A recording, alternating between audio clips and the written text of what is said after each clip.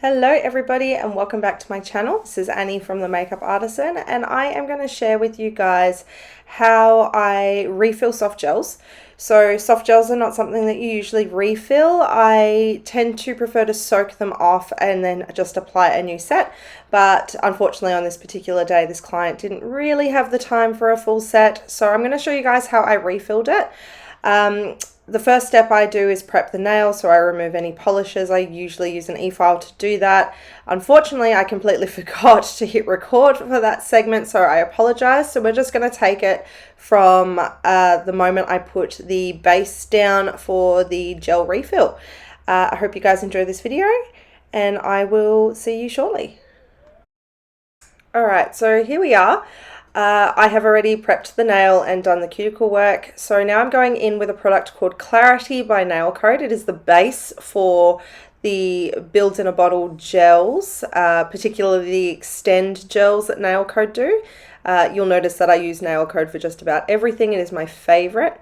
So what I'm going to do here, or what I am doing here rather, is I am ensuring that the new nail growth is getting plenty of that base as well as dragging it through down over the original product. And what this will do is it gives us a really good and sticky foundation. And once I finish both hands, we will cure it for 60 seconds.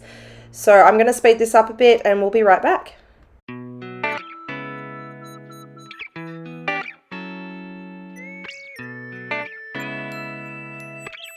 Alright, and we're back again. So I'm now going to use the Nail Code Extend Clear. So this is just a clear Build in a Bottle gel. And we're going to build up the regrowth area, being very careful not to flood the cuticle. So less is more. You can always add if you need to. And then I'll drag a little bit of the product down the original nail that we're refilling. Not a lot of product is needed in that area because it's still quite well built. And as I'm doing a flash cure for about 5 or 10 seconds, I'm checking the angles, making sure that we have a nice C-curve, we've got a nice apex to our nail as well, which will help keep the nail secure and stop it from breaking. And we're just going to repeat this process all through 10 nails. I forgot to mention before that this client actually had one that needed repairing. So you would have seen in the last sped up clip, I used some nippers to cut the tip down to size and then shape it before I put the Clarity and this Build in a Bottle product on there. Just because it makes it a lot easier to shape. Gel is one of those products that is very, very easy to file, but it's also very easy to over file. So I try to do as much of the filing and shaping of the tip before putting the product on. It just saves a lot of going back and forth in my experience.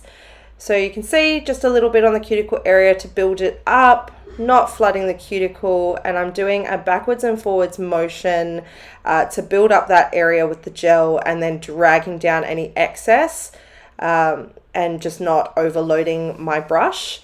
Like we say, we can always go back for more if we need to. We can do a second coat if we need to, but it's very, very hard to fix it once you flood the cuticle area. It becomes hard to file without hurting the client. So it's just best to go in with less. I'm just going to keep repeating. And then after these nails, I've had a 10-second flash cure, which is just to make the gel stay in place. So gel is has a very thin and runny consistency, so gravity does play a factor. You're sort of working against gravity here, so the flash cure just stops that from becoming an issue. And then the whole hand will go into the lamp for 60 seconds to do a complete cure. Now, how long you have your nails in the lamp depends on what kind of lights you've got. I have an LED UV lamp, so 60 seconds is sufficient for the product that I use. If you were just using a UV lamp, you would probably need to go for 120 seconds. Otherwise, I will speed the rest of this up and we'll meet you right back here.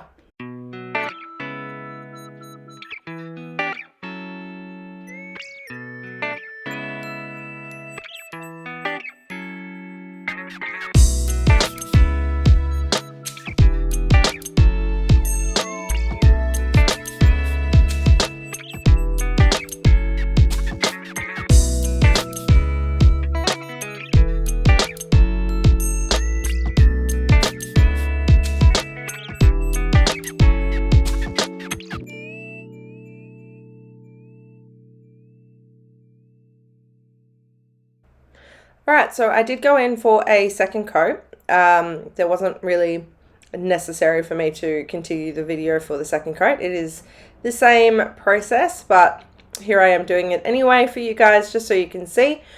This coat is less about building and more about strengthening. So you'll notice that I'm not going back and forth over the cuticle like I was the first time round because I don't need to build that area. This is more just to make sure that we have enough strength in the product so that it can last the 2 or 3 weeks between appointments. It's also about leveling it off. So sometimes what can happen is that you can have like a sunken cuticle area. So this is also another way to just go through and double check, make sure everything is nice and smooth. And then it's the same again.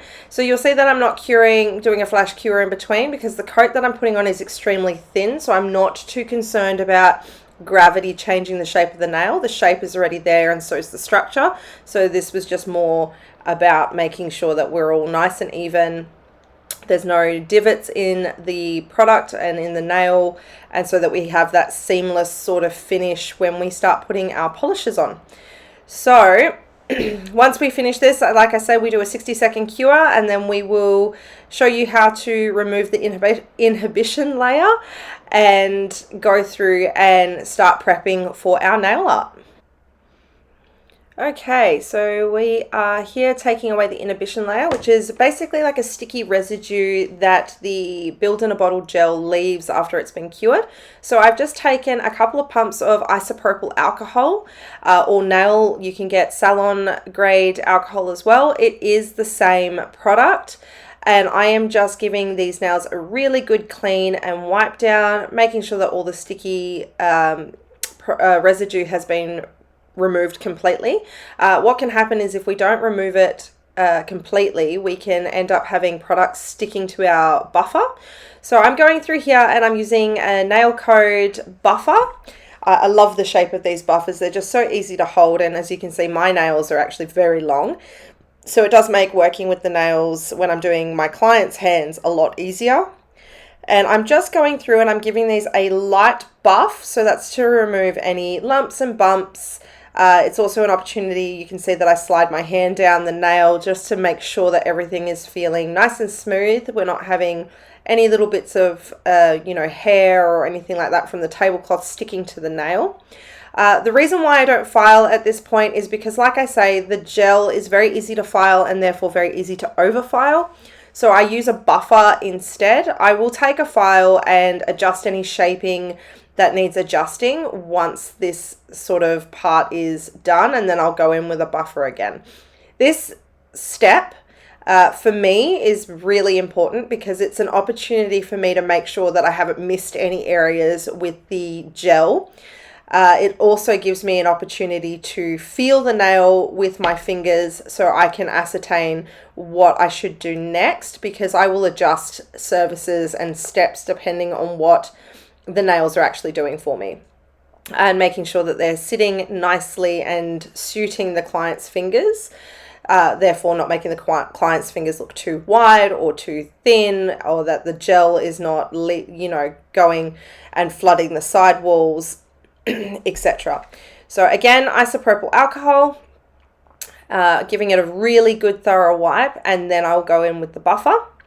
After I finish with this step, if I'm completely happy, I will then get my client to go and wash their hands really thoroughly. I have a nail brush on my basin that I let my clients take home with them, and they will wash their hands really thoroughly. It gets any dust from the buffer off. It also gets any residual inhibition layers, sticky layers, or dust from under the nail out.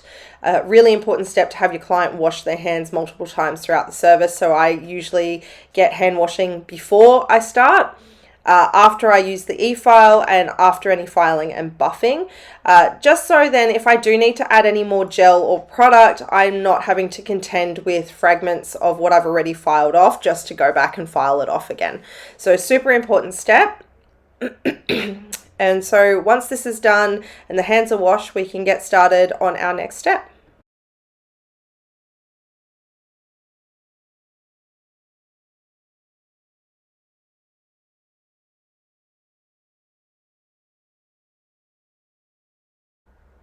Alright, so I am back doing the polish. I forgot to hit record admittedly, and I'm going in with the Nail Code Blackout. It is my favorite black polish that I have ever come across. Very rarely needs more than one coat. This polish is a complete absence of color. It is black to the truest form. And I'm just going in with a very thin layer. We are going to do a ombre sort of look, so I don't need this to be super, super thick. I do need it to cover, obviously, the entirety of the nail. I'm being very careful not to flood the cuticle area or the side walls. And just making sure that I also cap the ends, which is super important as well if you don't want your polishes to chip or to sort of have that sort of sharp finish at the end. We must always cap our polishes with top coat as well as the color, and then you get that nice consistent sort of color the whole way around the nail, including at the very ends of the tip. So you can see that I'm doing minimal strokes. I try and limit myself to 3 or 4 strokes. Sometimes that's not always possible. And I start at the base of the nail. I flatten my brush out as much as I can, and then I drag the product down. Some of these I did have to go in with a second coat because I just didn't have enough polish on my brush, or the nails were just wider than what usually is needed. Usually I find that it's always the thumb, the pointer, and the middle finger that need second coats because the pinky and the ring finger are quite small. So usually there is enough product in those 2 or 3 strokes to get an entire coverage without needing a second coat. Oh, my finger in the way of the camera. So once we've done that, we cure for 60 seconds. While I'm waiting for that to cure, I'm going in on the other hand. I'm going to speed this up and we'll be right back.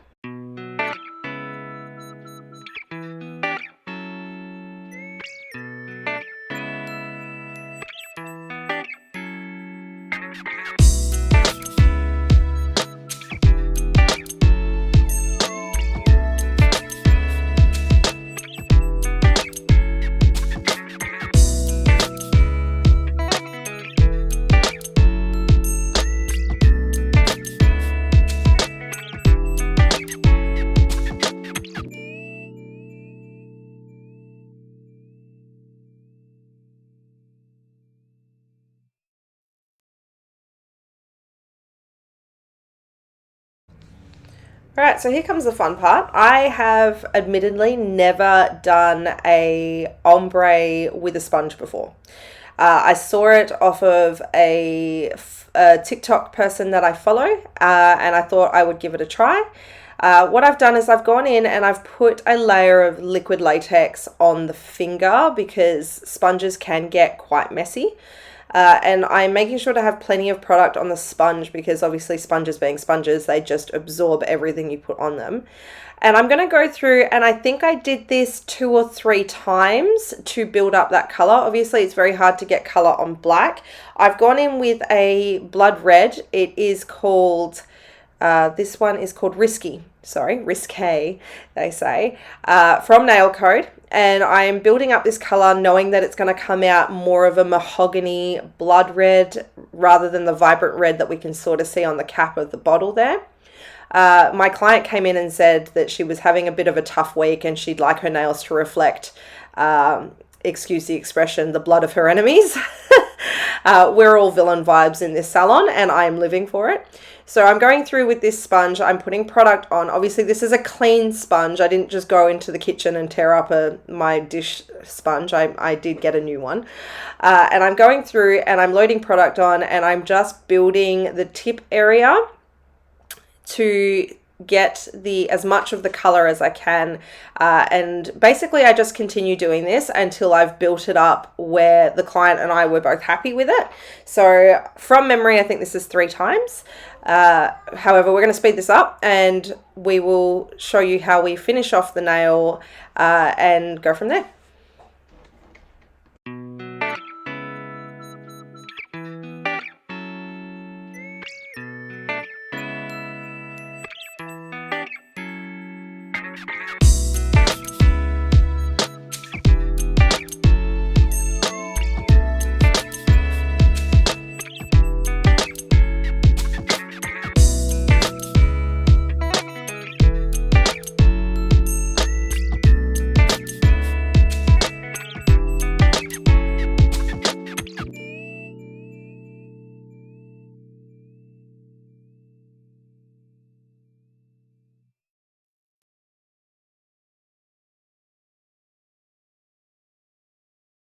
I should also mention that whilst I am working on this hand, I have my client with her other hand in the lamp, and I am doing a 60-second cure in between each layer of the sponging method, just to make sure that I'm not removing color each layer. So it is really important that you cure in between. It was a bit of a lengthy process. I think this set took me about 2 hours to do, including obviously the refills, because I did have a couple attempts at this ombre style and just wasn't quite hitting the way I wanted it to. But that's okay. We can always remove the polish and go again. The key here is practice makes perfect. Okay, so we are done curing and we have gotten the color exactly the way we want it. The ombre came out amazing. I'll show you guys a picture at the end of this video. But I'm going in with a Nail Code Super Matte Top Coat. It is my favorite matte top coat, mainly because every other kind of top coat that I have tried that's matte always comes out with a really snotty color and consistency, and I really hate that. This is nice and smooth. It goes on just like a gloss top coat.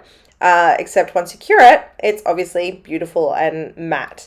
So we love the look of the matte top coat with this because, like we said, we wanted sort of a alternative kind of look. The client came in asking for nails that reminded her of the blood of her enemies, and I'm living for it. Villainy all the way. And once I put this top coat on, I cure it for 60 seconds. And yes, you can see there is red polish on my client's fingers, but that's okay. Like I said, we went in with a liquid latex.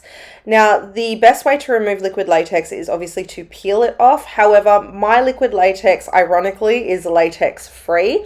I have a lot of clients who have latex sensitivities and allergies, so I just thought safe than sorry. So what the best way to remove this particular kind of latex is to put the fingers in some warm water for 2 minutes after everything's been cured and finished, and you'll find that the product will just come off on its own. You can also just wash your hands and peel it off. That's what this client opted to do. She loves the personal satisfaction of peeling off liquid latex. It reminds her of peeling off PVA glue back in the day when you were in primary school, and that's just what you did.